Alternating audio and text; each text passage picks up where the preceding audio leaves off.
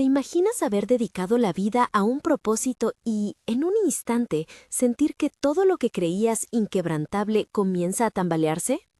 Sor Sofía llevaba 10 años en el convento como quien respira una rutina aprendida: oración, trabajo, silencio, cuidado de los enfermos y de la pequeña comunidad que habitaba la periferia de la ciudad.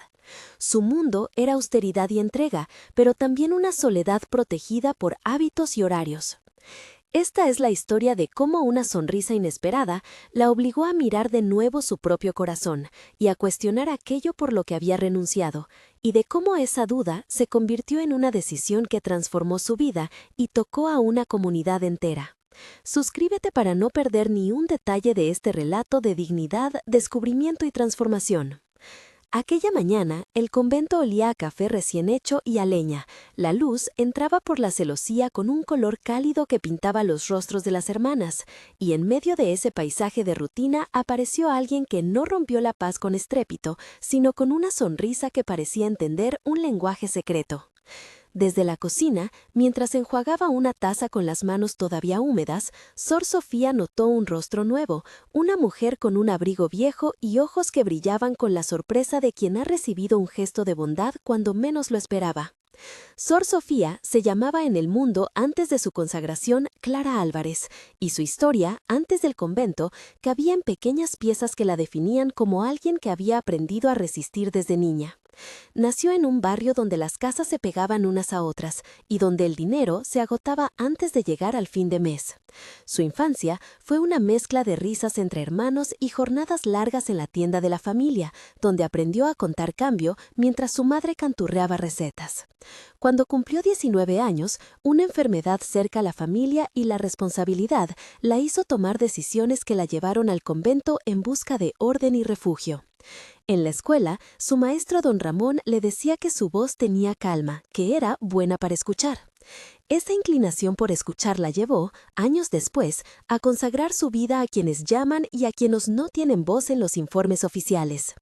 En la formación religiosa fue reconocida por su constancia y por una paciencia que algunos calificaban de heroica y otros de triste resignación. La pérdida que marcó su pasado fue la muerte de su padre, un hombre de manos fuertes que le entregó la primera lección de dignidad: trabajar con las manos no quita valor a la mirada. Esa lección permaneció en ella como un refrán que volvía en noches largas: merezco respeto aunque mis dedos estén agrietados. Desde el convento, su presente estaba hecho de pequeños actos que daban sentido a sus días y de una disciplina que la protegía del caos exterior. Pero también había un anhelo silencioso, una pregunta que no se admitía en voz alta, que era si su entrega había nacido de amor o de miedo a la incertidumbre. La comunidad que la rodeaba tenía nombres y voces. Madre Superiora Carmen administraba con mano firme y ternura contenida.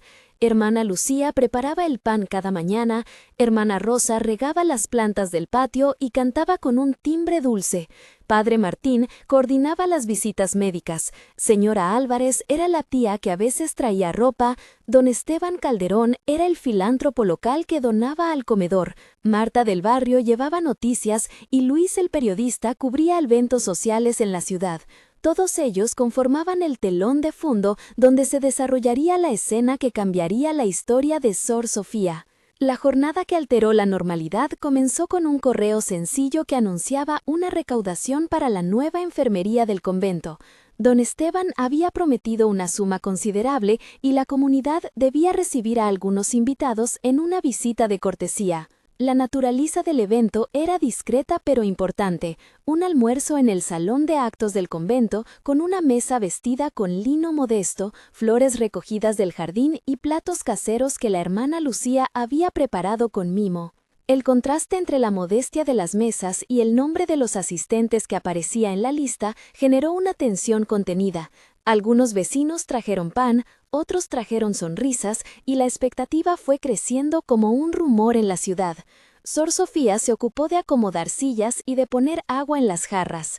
La sala olía a tomillo y naranja, el aire se cargaba de conversaciones bajas y del roce de servilletas. En un rincón, una mujer joven con abrigo raído observaba todo en silencio. Era Isabela, una voluntaria que había llegado la semana anterior y que trabajaba en el refugio municipal. Su abrigo llevaba parches y su bolso contenía folletos de campañas. Sin embargo, su sonrisa era limpia como una campana y tenía una manera de mirar que mitigaba las distancias sucias y las miradas pulidas. La primera tensión ocurrió cuando, al servir el primer plato, alguien hizo un comentario sobre la apariencia de la voluntaria que cruzó la sala con pasos firmes pero sin pretensiones. «¿No parece encajar aquí?», dijo una voz foránea con sorna. Se generó una risa contenida que buscaba confirmar una jerarquía no declarada, y Sor Sofía sintió que algo en su pecho se encogía como si le hubieran puesto la mano sobre la boca. La humillación tomó forma en una frase despectiva que buscó reducir a la voluntaria a su abrigo y no a su humanidad. En ese instante, Sor Sofía recordó todas las veces que había sido vista como una función y no como persona. Fue una oleada de memoria y de vergüenza ajena que la dejó muda por segundos, pero con una rabia contenida que no quería herir a nadie. «¿No crees que esto es demasiada franqueza?», susurró hermana Rosa. «Madre Superiora Carmen, puede herir», y la sonrisa de la mujer del abrigo se adelantó a la agresión con una inclinación apenas perceptible que decía «gracias» y «sigue». La escena tuvo 500 caracteres de aire cortado donde la voz de la jerarquía parecía marcar la pauta hasta que don Esteban, sentado al centro, alzó la vista y miró con ojos distintos. Él había visto durante años a Sor Sofía en los reportes, nunca en persona, y esa mirada contraria que se posó sobre la mujer con abrigo fue el primer gesto de reconocimiento que no fue administrativo sino humano. La observación de don Esteban generó un conflicto interno porque él sabía de estructuras sociales y de cómo mantener las formas. Sin embargo, en su pecho hubo un tornillo que se aflojó. Había algo en la manera en que Sor Sofía sostuvo la bandeja, algo en la forma en que la voluntaria sonrió, que le recordó a su hermana pequeña antes de perderla en la indiferencia de la ciudad. «No es mala compañía», dijo don Esteban con voz que pretendía ser neutral, pero que sonó como una sentencia de protección. La decisión de actuar no fue inmediata, pero sí intensa. Después del almuerzo, Sor Sofía se ocupó de recoger platos y de escuchar las conversaciones frías que dejaban sobre la mesa migas de condescendencia. Había en su rutina una costumbre de invisibilizar el propio dolor. Esa noche, en su celda, la lluvia golpeaba el tejado y su memoria la obligó a revisar momentos. Su padre enseñándole a cuidar de un huerto, la soledad en una habitación alquilada, el rostro de su madre que le pedía estabilidad y la mirada de su primera amiga que hubiera querido para ella otra vida. Esas imágenes conformaron un backstory profundo que la sostuvo y dolió a la vez y que le dio una decisión silenciosa. No rompería su voto por un capricho, pero tampoco renunciaría a la honestidad de su sentir.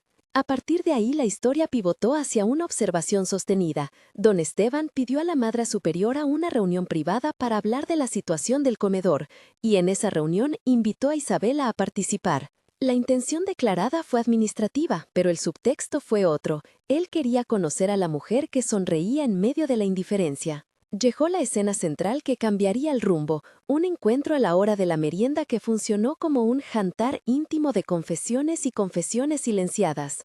La sala estaba iluminada por una lámpara antigua que desprendía un resplandor dorado, el olor a pan horneado llenaba el espacio y la textura de las sillas rozaba la piel de Sor Sofía con una familiaridad que resultaba extraña.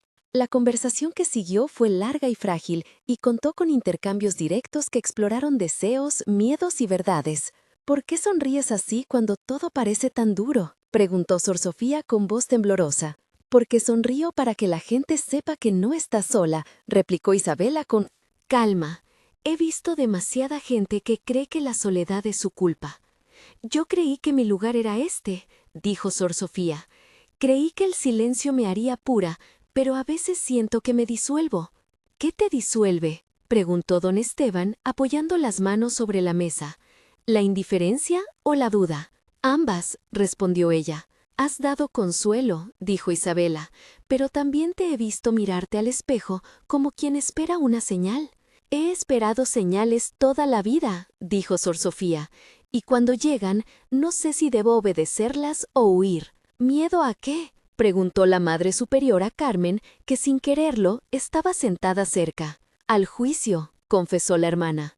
«El juicio de los otros, el propio juicio», dijo hermana Rosa, que añadió, «y el miedo de perder a quienes amas». «¿Y qué te daría fuerzas?», preguntó Isabela. Saber que no estoy sola en mi pregunta, dijo Sor Sofía. Entonces, acompáñate la pregunta con honestidad, dijo Isabela.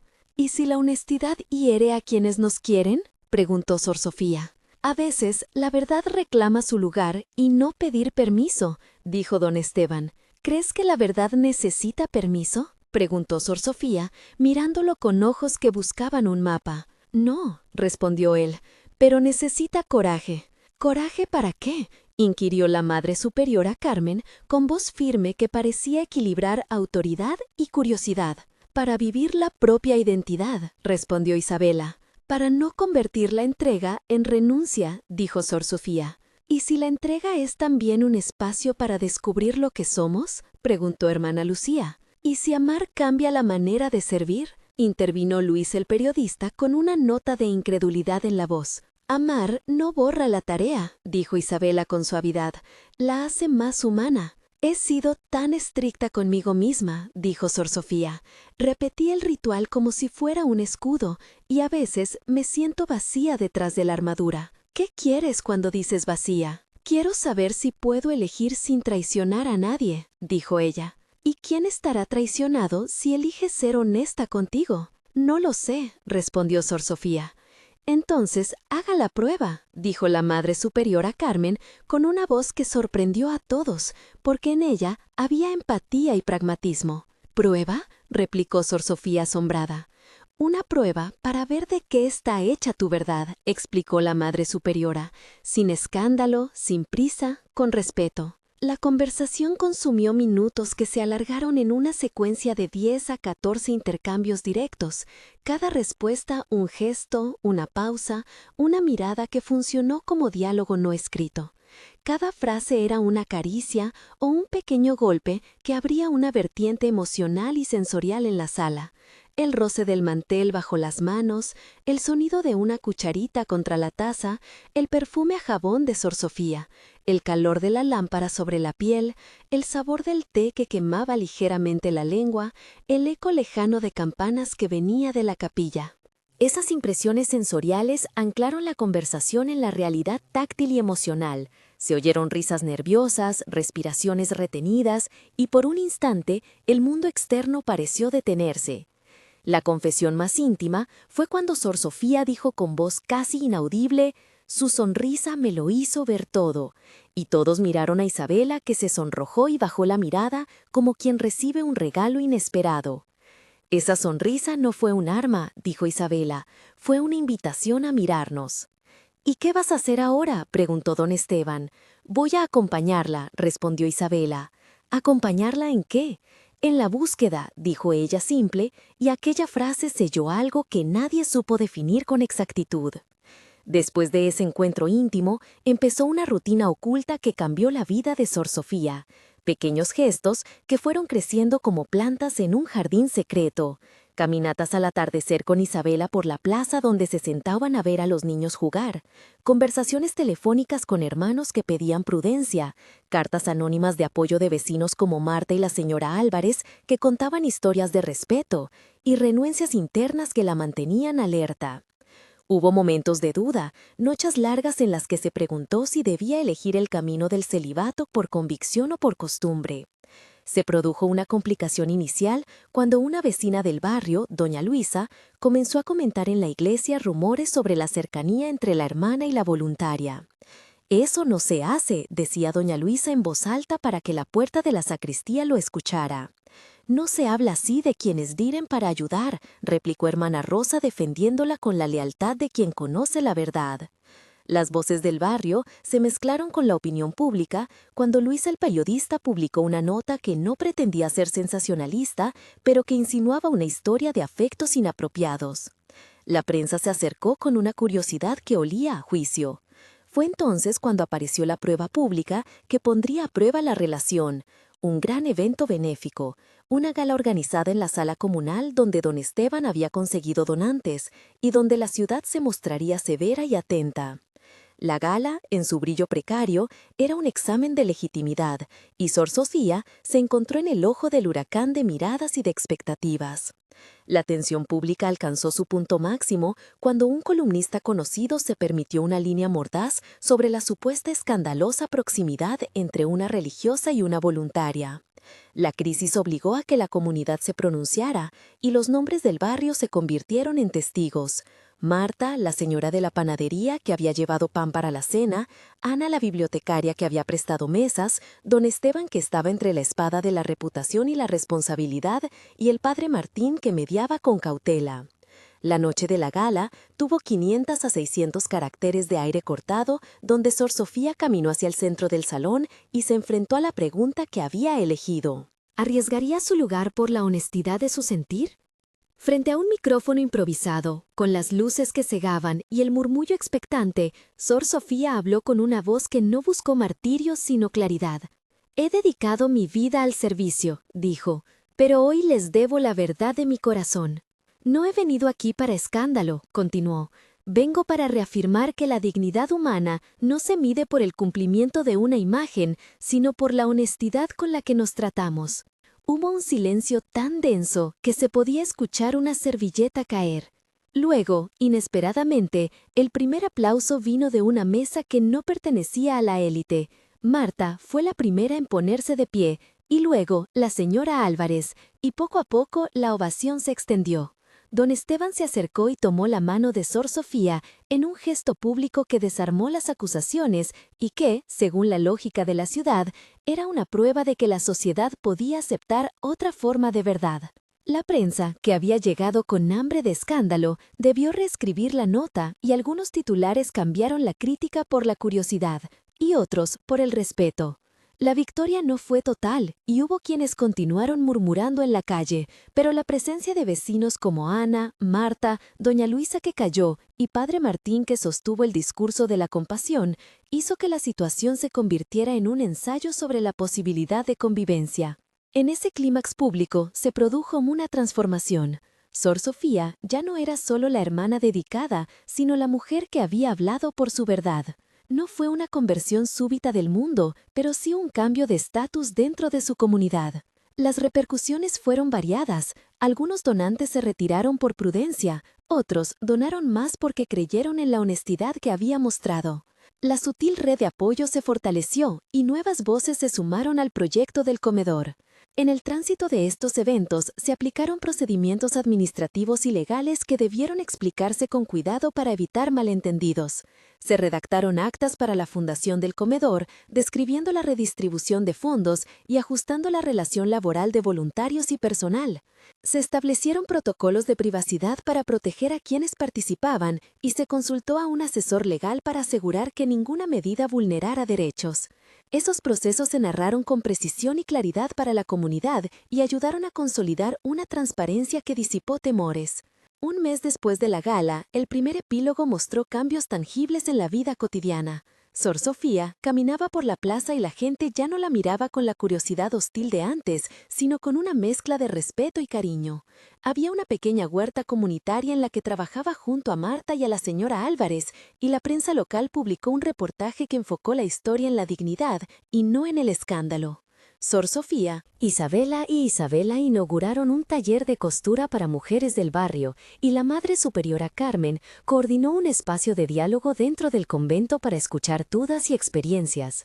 La comunidad aceptó participar activamente y nombres como Luisa, Ana, don Esteban y padre Martín ayudaron a consolidar las actividades. Esta primera etapa de un mes encontró a Sor Sofía con menos miedo y con una sensación de alivio que le permitió mirar hacia adelante. 3 meses después, la transformación había tomado forma más concreta.